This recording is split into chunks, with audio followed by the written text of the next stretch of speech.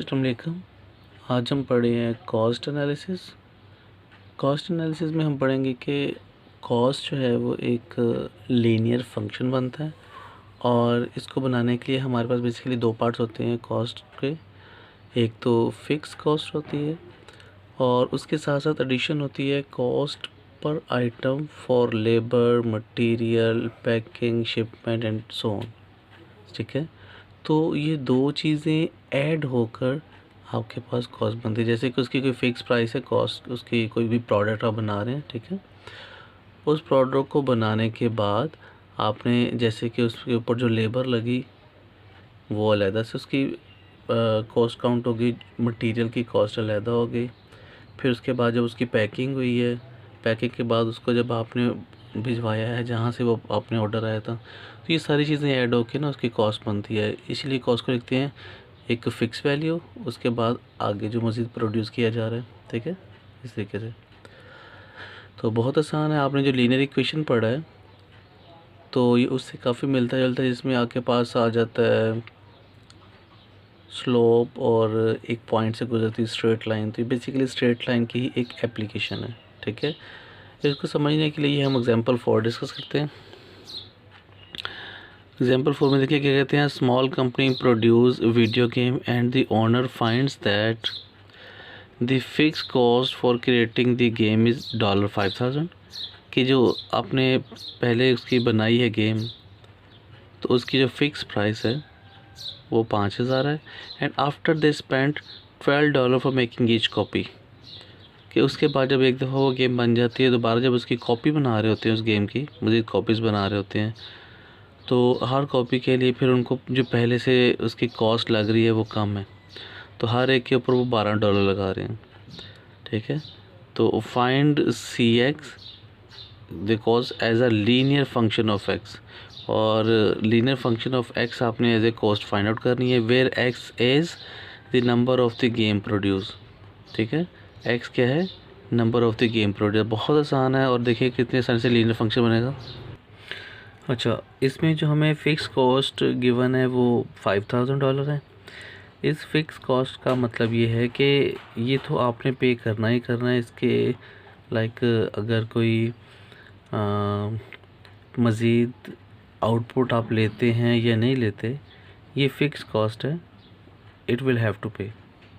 इसके बाद जो कॉपीज़ बनती हैं असल में वो हमें कॉस्ट पे करने के लिए ना उसको कैलकुलेट कर रहे होते हैं, ठीक है। तो उसके लिए देखिए हमें क्या गिवन था कि for each copy they spend $12। ये क्वेश्चन में मेंशन था, they spend $12 for making an each copy. तो यहाँ से बेसिकली हमारे पास ना उसकी असल कॉस्ट निकलें। जैसे ही है उसमें था ना फिक्स कॉस्ट और प्लस कॉस्ट पर आइटम, तो ये जो हम कैलकुलेट कर रहे हैं ना असल में यहाँ से उसकी कॉस्ट का लीनियर फंक्शन बनेगा। अच्छा जी, फिक्स कॉस्ट हमारे पास 5000 थी। अब जब हम इसका कोई नया कॉपी बनाएंगे तो उसके अकॉर्डिंग $12 जो हम यहाँ पे पढ़ रहे हैं, ठीक है, हाँ, हर कॉपी के ऊपर आप पे करेंगे। सो अगर हम उसका एक कॉपी बनाते हैं तो उसकी जो कॉस्ट आएगी क्या आएगी, वो फिक्स कॉस्ट में, ये जो फिक्स कॉस्ट है इसमें 12 ऐड हो जाएंगे। अगर हम उसकी 2 कॉपीज़ बनाते हैं तो 2 कॉपीज़ की कॉस्ट यहाँ पे देखिए, जो कॉस्ट ऑफ 1 कॉपी है तो उसको मैंने C/1 कर दी है। C/1 का मतलब है कॉस्ट ऑफ 1 कॉपी। फिर ये जो C/2 है इसका मतलब है कॉस्ट ऑफ 2 कॉपीज़। अगर हमारे पास उसी गेम की 2 कॉपीज़ बनाते हैं तो फिक्स प्राइस प्लस हर एक कॉपी पे हमने $12 पे करने हैं। जब 2 कॉपीज़ बनाएंगे तो 2 टाइम्स $12 पे करेंगे, तो 2 × 12 तो 5024 आ जाएगा। सिमिलरली जब हम उसकी 3 कॉपीज़ बनाएंगे तो कॉस्ट ऑफ 3 कॉपीज़ C/3 आ जाएगा, और इसको आप क्या करेंगे 5000 प्लस 3 × 12।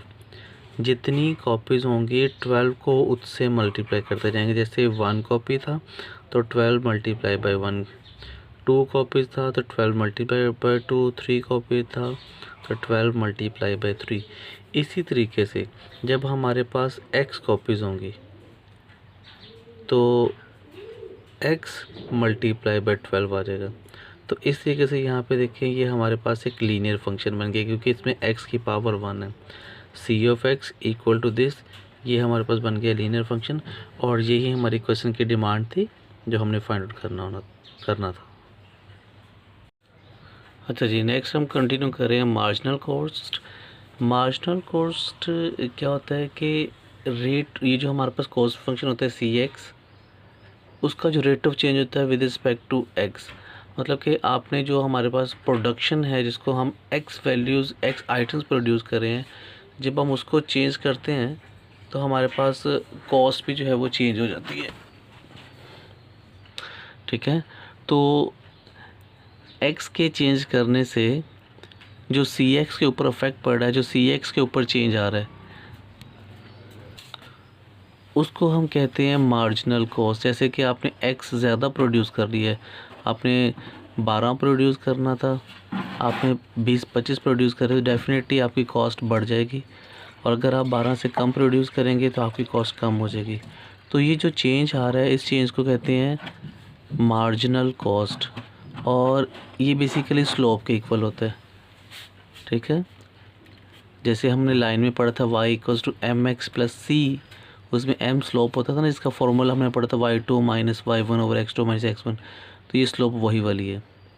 ठीक है, अभी जैसे हमारे पास पिछली एग्जांपल में सी एक्स हमारे पास ये आ गया था 5000 प्लस 12x, तो अगर इसमें हम c की जगह पे y रिप्लेस कर दें, इसको थोड़ा सा एक तो आगे पीछे कर लिया, 5000 बाद में इसको पहले, और ये हमारे पास ना इससे मिलती जुलती वैल्यूज़ बन गई।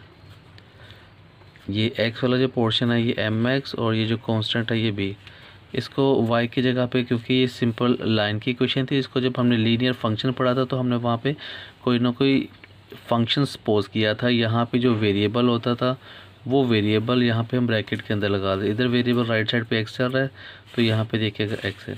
तो अब यहाँ पर देखें हमारे पास जो ये वाला लाइन और ये वाला लाइन, ठीक है, तो 5000 हमारे पास बेसिकली था फिक्स वैल्यू। अगर मुझे वो मालूम करना है तो ये जो ये वाला पोर्शन है 12x, ये ख़त्म हो जाना चाहिए। तो उसके अकॉर्डिंग इस लाइन में अगर हम देखें तो इसमें वो क्या कहते हैं कि if we put x equals to 0, तो हमारे पास सिंप्लीफाई होकर आ जाएगा c of 0 equals to b। आपने क्या किया, यहाँ पे 0 रिप्लेस कर दिया, तो b आपके पास ना फिक्स कॉस्ट आ गई। इसी तरीके से अगर ये वाली जो आपके पास था, ये इसमें अगर हम 0 रिप्लेस करेंगे, यहाँ पे 0 आएगा और यहाँ पे 0 आ जाएगा, तो ये 12 इंटू 0 ख़त्म हो गया, खाली 5000 आ जाएगा ये वाला। ठीक है, सी ऑफ 0 इक्वल्स टू 5000। तो ये हमारे पास बेसिकली फ़िक्स कॉस्ट थी जो हमें गिवन थी क्वेश्चन के शुरू में, जो पिछले क्वेश्चन में हम पढ़ रहे थे। सो अगर आपके पास एक कॉस्ट फंक्शन गिवन है in terms of a linear function, अगर वो लीनियर है और आपने फ़िक्स कॉस्ट फाइंड आउट करनी है, तो आप क्या करोगे, वहाँ पे x को 0 पुट कर दोगे, सिंप्लीफाई कर लोगे, तो जो आपके पास एंड पे वैल्यू आएगी वो आपके पास क्या होगी, वो फिक्स कॉस्ट होगी। और इसमें जो हमारे पास m है वो स्लोप होता है, जैसे कि ये हमारे पास है C of X equals to M X plus B, तो हमारे पास स्लोप जो है m आ जाएगी। अब जो हमारे पास ये वाला फंक्शन है सी ऑफ एक्स, जो पिछली एग्जांपल पे हमने फाइंड आउट की है, C X equals to 5000 plus 12x, इसको अगर हम थोड़ा सा रिवर्स करके लिख लें तो ये हमारे पास आ जाएगा। तो यहाँ पे देखें x के साथ 12 लिखा हुआ है, तो इस कॉस फंक्शन का जो कि हमारे पास एक लीनियर फंक्शन, उसका जो स्लोप है वो हमारे पास 12 आ जाएगा। ठीक है, तो इस तरीके से लीनियर फंक्शन की हेल्प से हम एक तो स्लोप फाइंड कर सकते हैं, मार्जिनल कॉस्ट को डिस्कस कर सकते हैं, फिक्स कॉस्ट फाइंड कर सकते हैं। ठीक है, अब इसकी एग्जांपल करते हैं, ज़्यादा अच्छे से क्लियर होगा। अच्छा जी, ये एग्जांपल 5 है, इसमें देखिए हमें गिवन है the marginal cost for producing x batches of medicine is $10 पर बैच। मतलब एक बैच जो है उसकी प्राइस 10 है, तो x बैचेस की डेफिनेटली वो 10x होगी। While the cost of producing the 100 batches is $1500, कि अगर आप उसके 100 बैचेस प्रोड्यूस करते हैं उसकी कॉस्ट जो है 1500 है। तो find the linear cost function cx, तो लीनियर कॉस्ट फंक्शन में फाइंड आउट करना है। ठीक है, जिसके सोल्यूशन में देखिए हमें जो गिवन है, जो मार्जिनल कॉस्ट शुरू में गिवन था वो $10 था, तो इसका मतलब है m हमारे पास 10 आ गया। रिमेनिंग जो हमें गिवन था उसको मैंने ये टेबल के फॉर्म में लिख लिया है कि जो 100 बैचेस थे उनको प्रोड्यूस करने की जो कॉस्ट है वो हमारे पास 1500 है। ठीक है, तो 100 जो बैचेस हैं उनकी कॉस्ट हमारे पास है 1500, और जो अगर हम x बैच प्रोड्यूस करते हैं उसकी कॉस्ट हमें आइडिया नहीं है, तो हम उसको सी एक्सपोज कर लेते हैं। ठीक है, अब यहाँ से हमें क्या आइडिया हो रहा है कि ये जो वैल्यूज़ हैं 100 ये बेसिकली हमारे पास इस फॉर्म में गिवन है x1 y1 की फॉर्म में। क्यों? क्योंकि जब आप 100 बैजेस प्रोड्यूस कर रहे हैं तो अगर ये x की वैल्यू है उसके करस्पॉन्डिंग जो आपके पास y की वैल्यू है वो इतनी आ रही है। सिमिलरली जब आपके पास x होंगे तो उसके करस्पॉन्डिंग जो y की वैल्यू होगी वो cx आ जाएगी, उसकी कॉस्ट। आप x एक्सिस पे ले रहे हैं प्राइस को और y एक्सिस पे जो उसकी कॉस्ट आ रही है आप उसको ले रहे हैं। इस तरीके से मतलब ये जगह x एक्सिस है तो इस पर प्राइस आ जाएगी और y एक्सिस के करस्पॉन्डिंग आपके पास उसकी कॉस्ट आ जाएगी। अब जैसे ही यहाँ पे कोई प्राइस रिप्लेस करेंगे यहाँ पे कोई वैल्यू, उसके करस्पॉन्डिंग आपके पास y की वैल्यू आ जाएगी, उसकी कॉस्ट होगी। तो यही हम यहाँ पे टेबल में बता रहे हैं।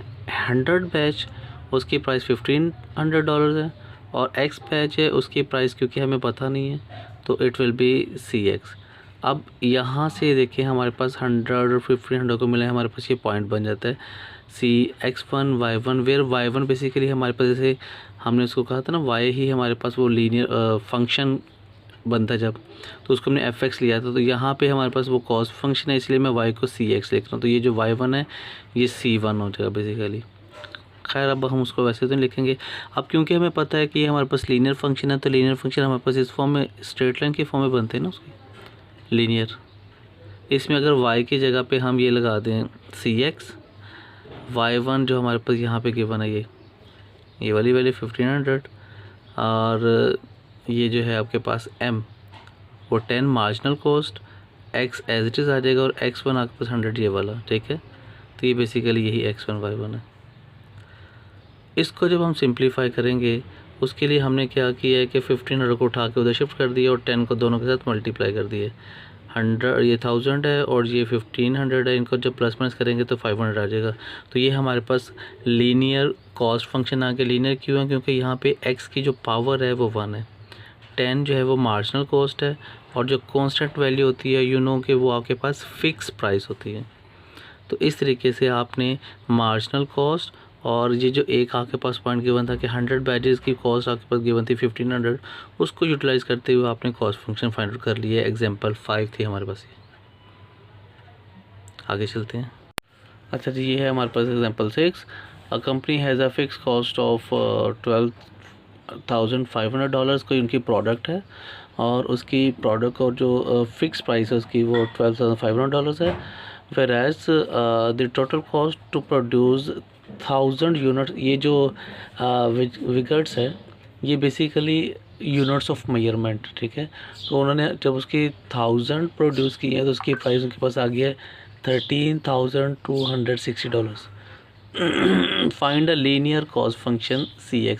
लीनियर कॉस्ट फंक्शन हमने फाइंड आउट करना है cx क्या होगा, जिसमें हमें गिवन जो है वो एक उसकी फिक्स प्राइस गिवन है और 1000 जो विगेट्स है जो उनकी प्राइस हमें गिवन है।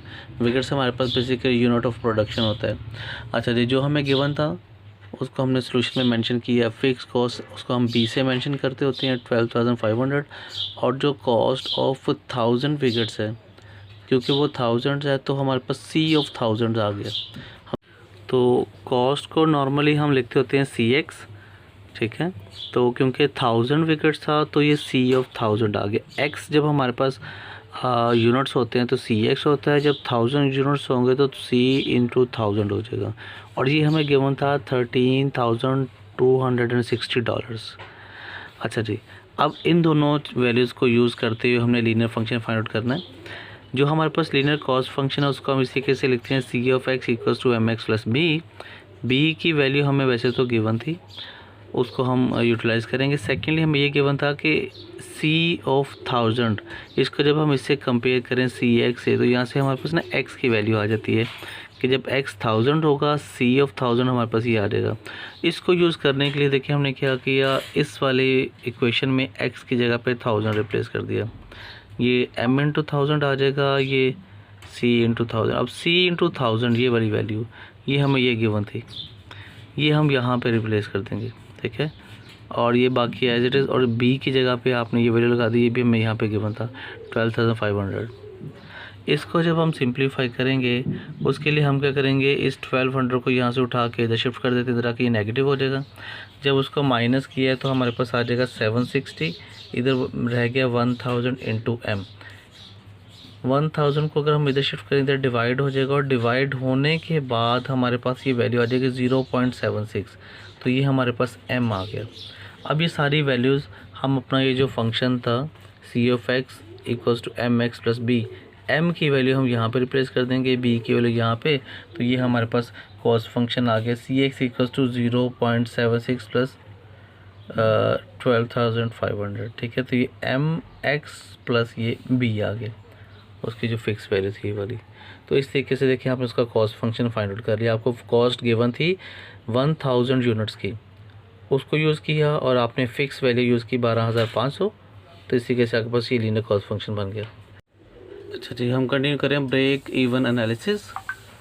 इसमें हमारे पास जैसे P है पर यूनिट प्राइस, X हमारे पास है नंबर ऑफ़ यूनिट्स। तो अगर हमने 1 यूनिट लिया है तो उसकी प्राइस P आ जाएगी, 2 यूनिट लिया है तो 2P आ जाएगी, 3 यूनिट लिया है तो 3P आ जाएगी। X यूनिट में लिया है तो उसकी जो प्राइस है वो बेसिकली आ जाएगी P × X। तो वो जो P × X है, प्राइस इंटू यूनिट PX, ये हमारे पास बेसिकली रेवेन्यू आ जाता है। जो भी आपने प्रोडक्ट बनाई उसके ऊपर जो भी अखराजात है, फिर आपने अपना कुछ प्रॉफिट मार्जिन रखते हैं, उसको जब सेल कर दिया तो सारा कुछ सेल होने के बाद आपके पास जो उसका रेवेन्यू आया सारी प्रोडक्ट को सेल होने के बाद, तो वो आपके पास RX आ गया है। हमने उसको जनरेट RX से शो किया और ये हमारे पास आ जाएगा P(x) के equal price multiply by number of units. अच्छा, अब प्रॉफिट हमारे पास कैसे आएगा कि जो हमारे पास रेवेन्यू आ गया, रेवेन्यू में से अगर हम कॉस्ट फंक्शन को माइनस कर दें, जो भी हमारे पास उसकी टोटल इन्वेस्टमेंट थी उसमें से हमने अगर कॉस्ट को माइनस कर दिया तो रिमेनिंग हमारे पास जो अमाउंट आ जाएगी वो हमारे पास प्रॉफिट आ जाएगा। अच्छा, अब at the point where the number of the unit X at which revenue is equal to cost, अगर ऐसा हो जाए कि रेवेन्यू और कॉस्ट इक्वल आ जाए, जैसे रेवेन्यू इक्वल्स टू कॉस्ट, मतलब आपको प्रॉफिट कोई नहीं हो रहा, ठीक है, प्रॉफिट ज़ीरो हो जाता है, तो उस पॉइंट को हम कहते हैं कि ये हमारे पास ब्रेक इवन क्वांटिटी है। The number of the unit X at which revenue is equal to cost, revenue और कॉस्ट बराबर आ जाएंगे, तो जिस पॉइंट पे आएंगे उस पॉइंट को हम कह देंगे ब्रेक इवन क्वांटिटी। ठीक है, और ये हम कैसे फाइंड आउट कर सकते हैं, या तो हम रेवेन्यू और इसको इक्वल रख के सॉल्व कर लें, और सम केसेस हम क्या करते हैं प्रॉफिट को ज़ीरो, क्योंकि इसमें होता है कि प्रॉफिट ज़ीरो हो जाता है। आप P(x) को ज़ीरो रख के भी इसको सॉल्व कर सकते हैं, इस तरीके से भी आगे पास उसका ना X आ जाएगा। तो X क्या होगा, number of units for which profit is zero, और you can say revenue is just equal to the cost function. इसको हम ऐसे भी कहते हैं कि जो ब्रेक इवन पॉइंट होता है इसमें एक्चुअली हमारे पास होता है कि ज़ीरो लॉस होता है, ज़ीरो प्रॉफिट होता है, ना हमें कोई लॉस होता है ना ही हमें कोई प्रॉफिट होता है, क्योंकि जितना हमारे पास रेवेन्यू होता है कॉस्ट भी हमारे पास उतनी ही होती है। तो ये भी सारा का सारा जो है इसमें लीनियर फंक्शन आ जाएगा। तो अब इससे रिलेटेड एग्जाम्पल करते हैं, अच्छे से क्लियर होगा। अच्छा जी, एग्जाम्पल 7 है हमारे पास। A farm producing poultry feed finds that cost of producing and selling X units is this। ये उनके पास एक कॉस्ट फंक्शन गिवन है। जब X यूनिट्स जो हैं वो प्रोड्यूस करके उसको सेल किया तो उसके कॉस्ट सारा कुछ उसमें जो उनकी आप कह लें कि मटेरियल था, उसकी जो प्रोडक्शन के ऊपर इन्वेस्टमेंट हुई, सारा कुछ कॉस्ट उसकी आ गई। तो वो given by the function C(x) = 20x + 100। Then they plan to charge $24 per unit for feed. Cost जब उनकी निकल आई दैन दे डिसाइडेड कि हम क्या करते हैं, हम $24 चार्ज करते हैं पर यूनिट फॉर फीड। ठीक है, अच्छा, अब जो क्वेश्चन है हमारे पास कहते हैं फाइंड द रेवेन्यू फंक्शन।